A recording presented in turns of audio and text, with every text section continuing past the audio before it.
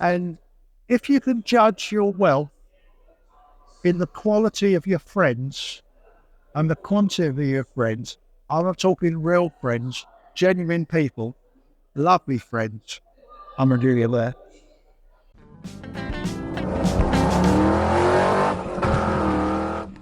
So we're here yet again on the 7-Spot live chat stand at the Newark Kit Car Festival, and I'm really pleased to say we have industry, as he describes himself, legend, Gerry Hawkridge of Hawk Cars, who, if anyone saw our Malvern video, will know is great value. Welcome again, Gerry. It's an honour to have you here. Thank you very much. It's nice to be here. It'd be nice if the weather was a bit better, but there's still a lot of people turned up to the show. And it's nice to see so many enthusiasts and old friends. What I thought would be nice to do today is we'll wind the clock back a few years. I know you're still a youngster, Gerry. And, you know, your career started off as somebody who struck fear into me as a child. You were originally a teacher, weren't you?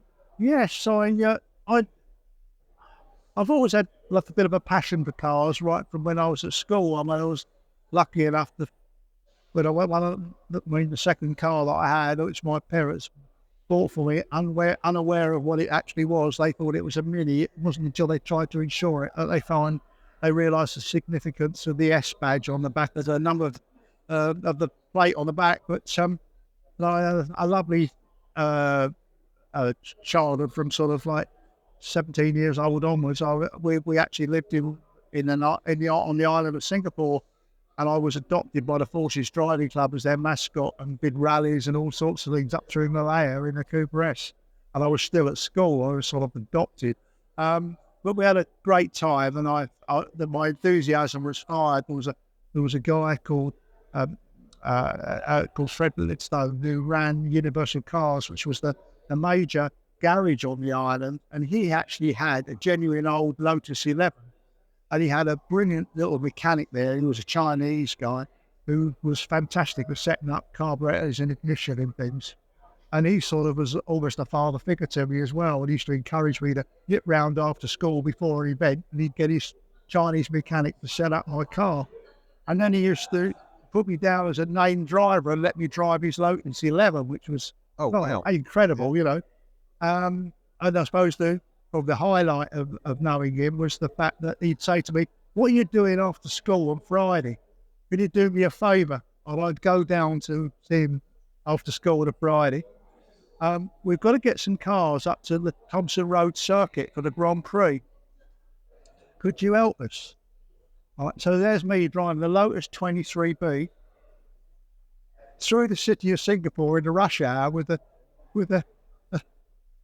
a bus going past me where the wheel nuts are not very far from my face, being waved on at the traffic lights, being waved on at roundabouts by a policeman, no number plates, nothing at all on the car. I had to drive it to the Thompson Road circuit, where it was to be driven by a famous race driver who was actually a policeman who lived in Hong Kong. We used to come over for the event.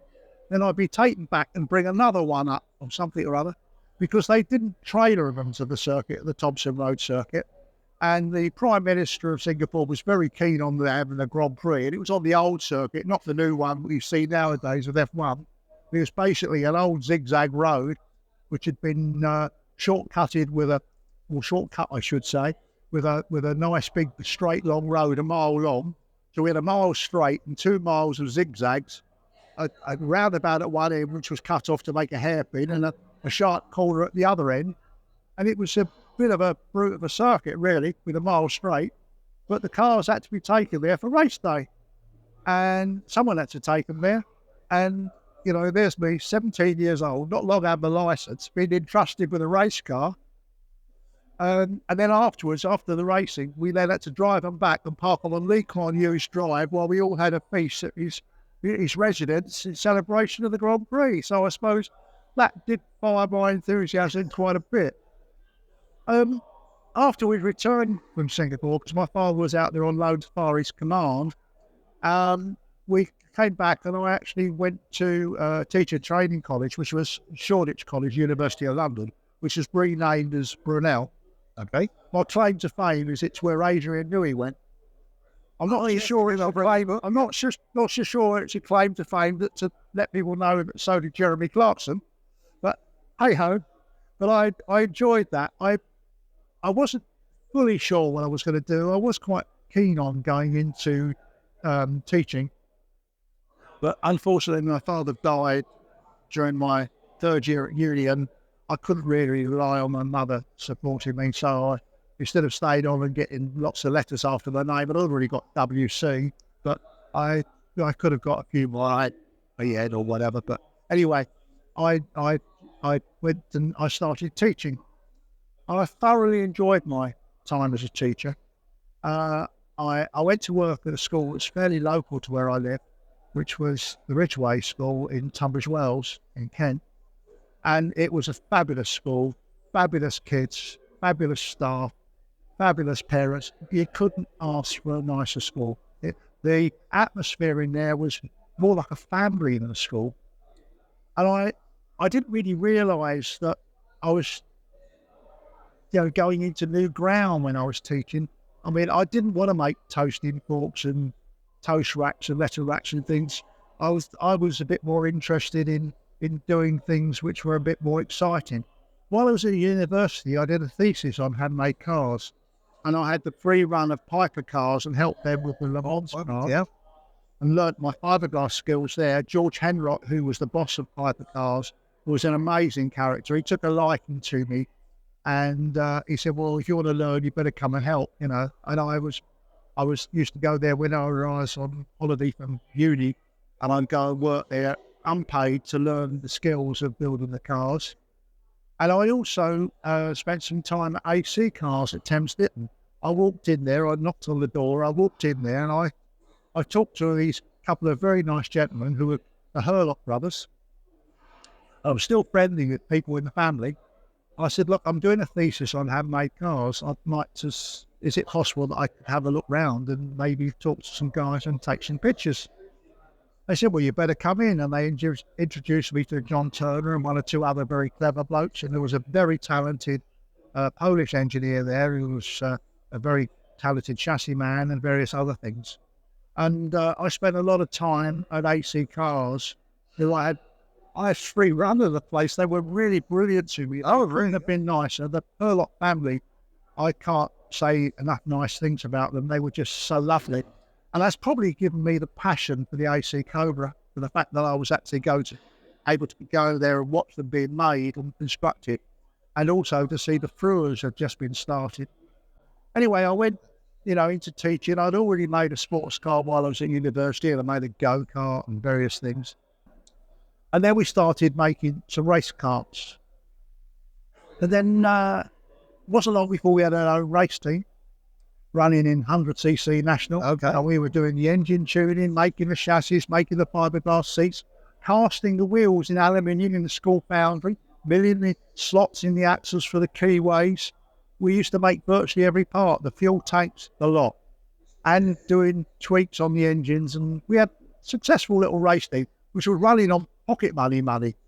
My mum was brilliant. She encouraged me, and if we needed a race engine or we needed something else, she always seemed to find the money under the bed somewhere. But she was brilliant. And then we got into 250 supercarts, and we made all sorts of exciting things. One of the parents of one of the kids worked at a place that specialised in the old invalid cars, the old blue things. Yeah, and I used to see. And they were powered by 11E Villiers engines, which were basically the same as a 9E 210 Villiers engine, which were very popular for karting in the 70s. But they used to run forwards or backwards if you wanted to reverse. And we used to nip down to this place that used to do these invalid carriages, and they'd have a few spare engines kicking around or old ones kicking around. And we used to get them for peanuts, £8.50 I think it was. But the side casings were slightly different on an 11E to a 9E. So next thing, School Foundry made a pattern for a 9E side casing, and we were casting our own side cases to convert the 11Es to look like a 9E so we could go racing. So we did all sorts of things like that. I ended up making parts for karts for various people, parts for Johnny Herbert and Tim Harvey and Mark Harvey. Tim Harvey, of course, everybody knows Tim Harvey from the TV thing. Touring cars, yeah. Yeah, but we made his parts for him, and he's such a fantastic character, a brilliant driver. And of course, at the time, he wasn't very old, so he was a great character. And his father was very nice and very encouraging to me, and very helpful. But he's gone on to do great things, and I really enjoyed that time when I was teaching the kids, and we had a race team, and the kids used to win a race. I used to take the trophies back to school, nick them off the kids where they'd been awarded them. They get the headmasters re-award them in the assembly on Monday morning, So it was great. And then I started building my own cars, and then I found someone else would want one as well. So they said, well, I'll make you the pitch and you can put it together. The next thing is I'm getting sort of several people want them, and you suddenly find that you're a kit car manufacturer.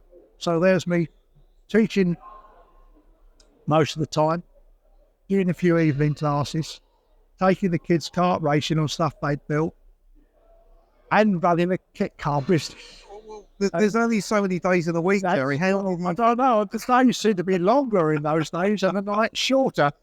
I mean, there weren't many nights I went to sleep terribly early. I can remember one particular night I was up all night cutting slicks for race tyres for one of the European events, because we used to hand cut the tyres.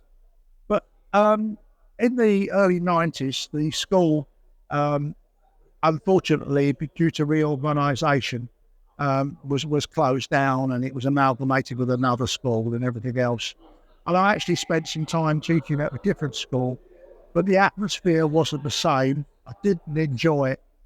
There wasn't the same relationship at that school with the other staff and the parents and the kids. So I wasn't happy, basically. And I only had a part-time job there. And I drove in one day in my Ferrari Daytona. And the head said to me, he says, because I was working part-time, he says, I want you full-time. I says, I don't want to do full-time. He said, well, it's full-time or nothing.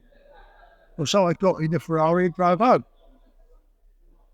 And then I went back. That was it. He said, it's that or nothing. So, okay. It was nothing. Nothing. So at that time, it probably wasn't the best time, because the recession was hitting and everything else. But I then devoted all of my time just to build up my kit car business. I'd already been making Stratuses and various other cars and things like that. And so I then spent all the time doing that. I've got a brilliant laminator who works for me, who's been with me since about 1985, I think it was, who was actually an ex-student. So you taught him well? I taught him well. He was a little toad, and I was a toad when I was at school, so that's probably why we got on well. No, he's a great guy, and I appreciate what he's done to help me. I've taught him, and now he can teach me. He's cleverer than I am now when it comes to fiberglass laminating, and we do a lot of very specialist works for a lot of very specialist people. I'm not going to name drop, but no, if you want to think about some of the top teams, we do a lot of special stuff for a lot of the very, very top classic race cars. There's not I think we do all the bodywork on the fastest GT40s, original cars, and various other things. So I've got more into the Cobra scene as well. We now are the biggest manufacturer and supplier of parts for AC Cobras. And I don't think there's an AC Cobra out there racing which isn't running all our trick parts. We do all sorts. I don't want to tell too much about the trick parts we do, just in case the scrutineers are watching. But we do some amazing stuff, and I'm really proud of what we do. We've got our own facility now in Poland, which makes our aluminium body chassis units and things for exact to original. And I've probably got one of the best aluminium fabricators on the planet doing that for me. I'm very proud to say I'm godfather to 4 of his gorgeous little boys, and we have a really fabulous relationship.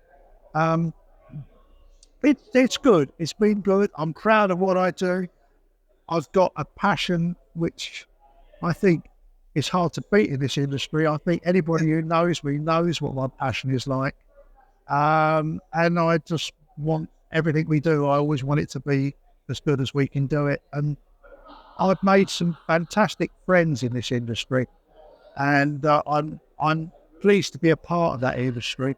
I think in some ways I may have played an important part in it. I like to think that I've done a bit.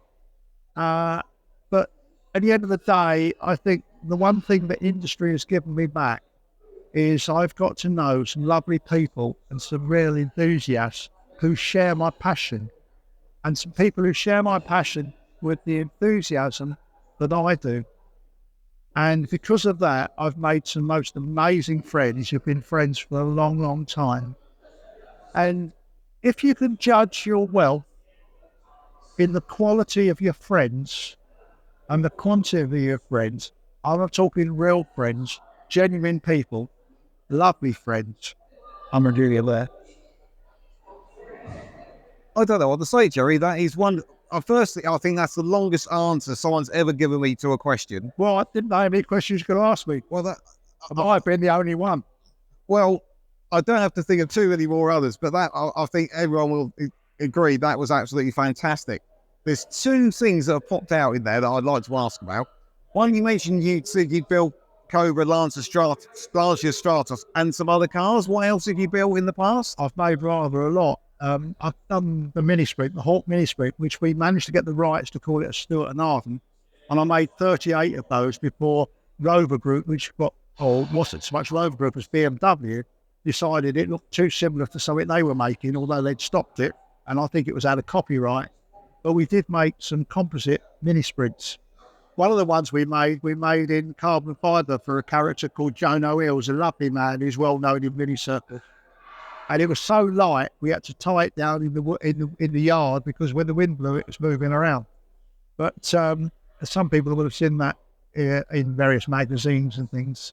But we made, as I say, we made 38 mini sprints. They were basically about 4 inches lower than normal mini.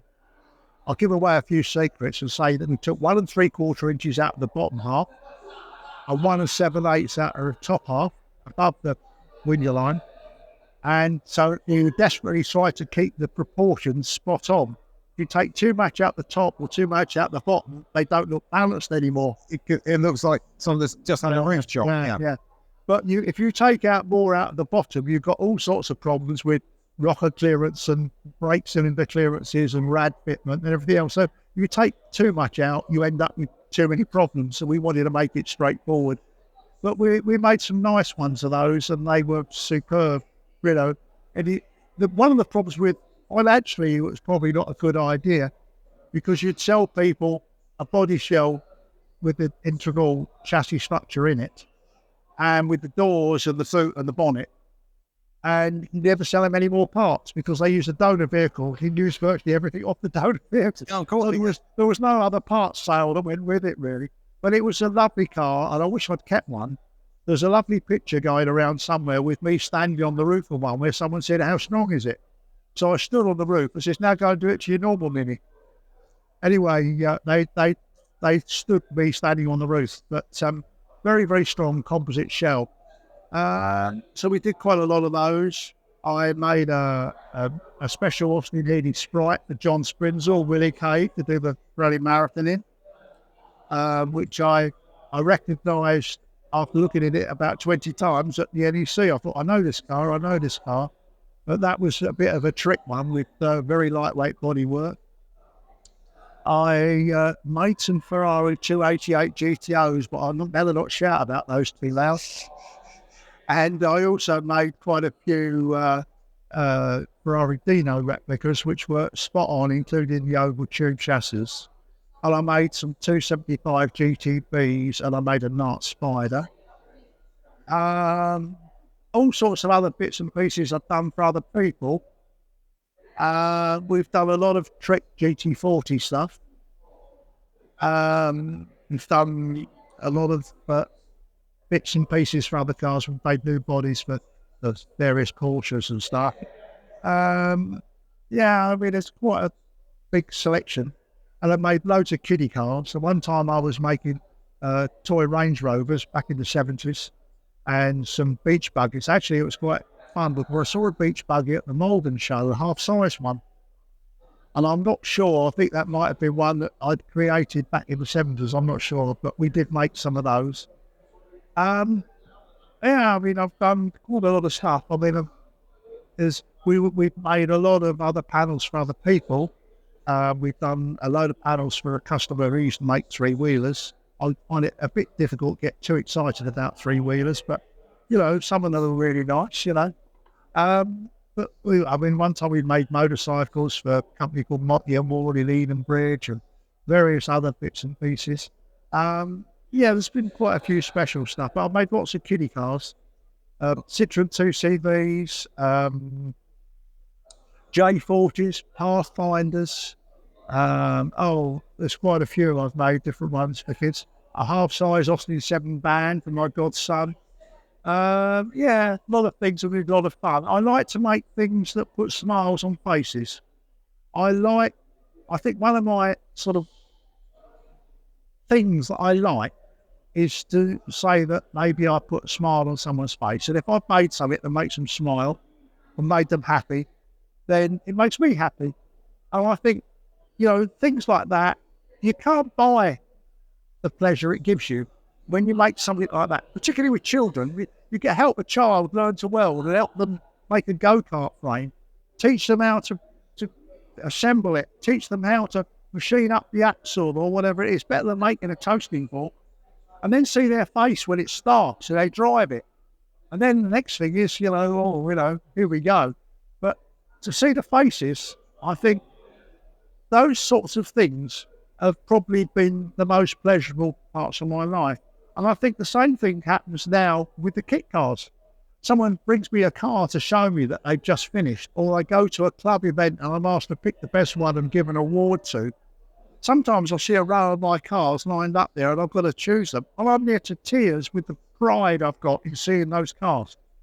To see the faces on those people while I go up and look at them.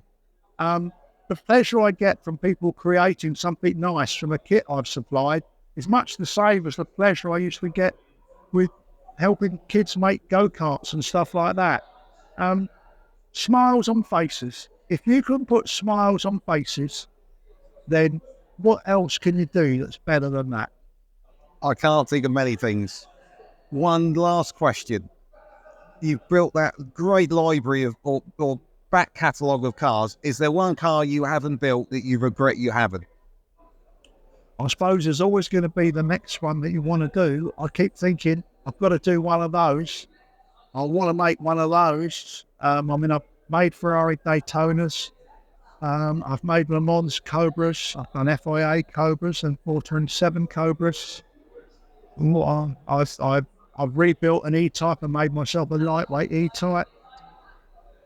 What car would I like? I've got some nice cars.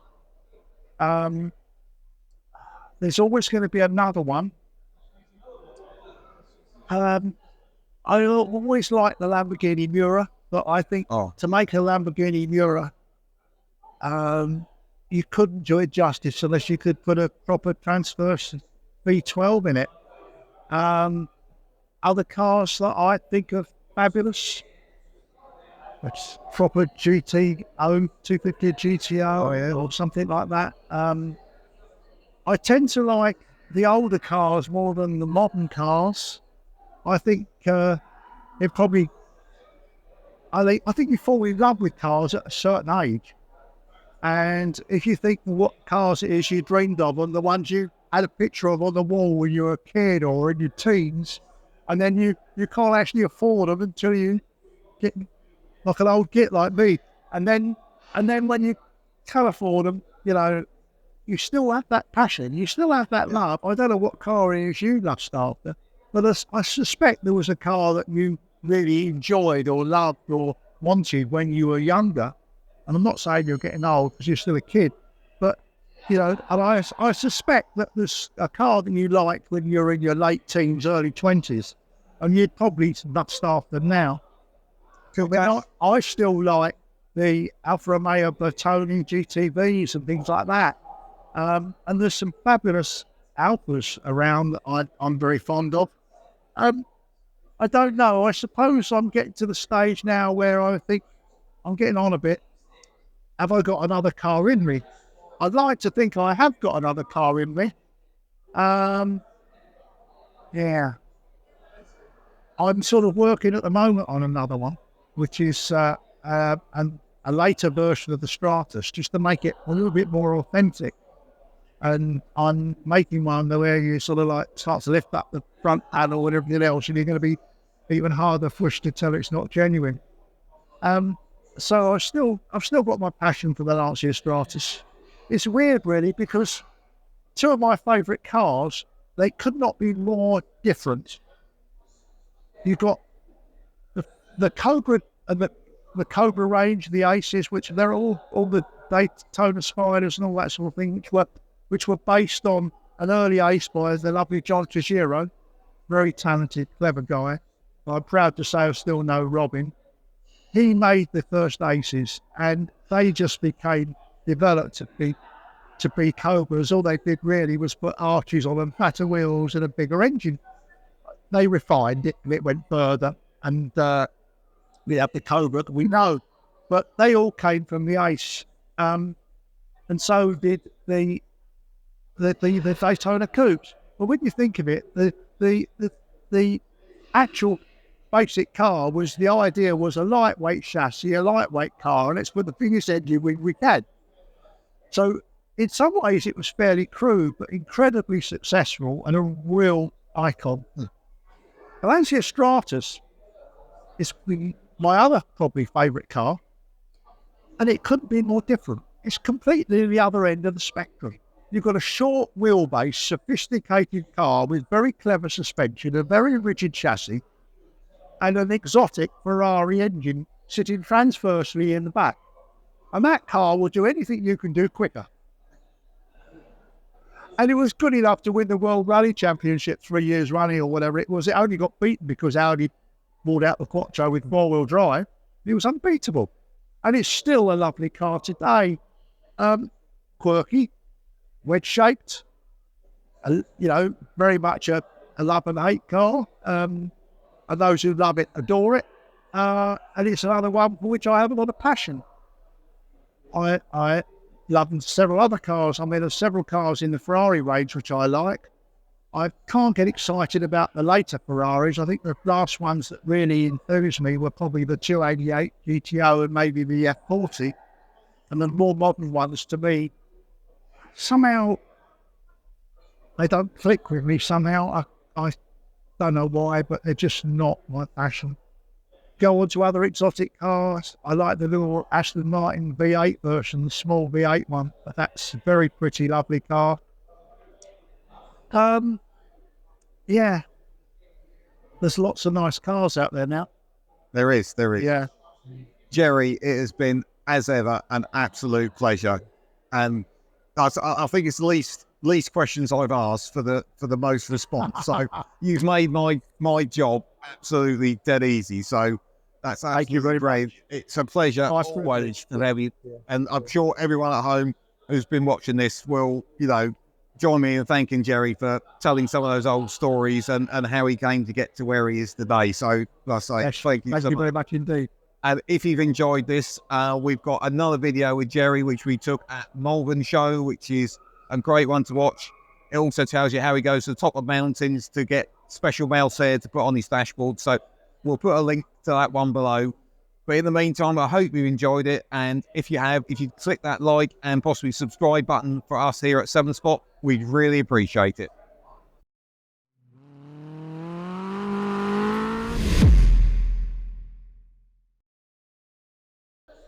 And if you can judge your wealth in the quality of your friends and the quantity of your friends, I'm not talking real friends, genuine people, lovely friends, I'm a dealer there.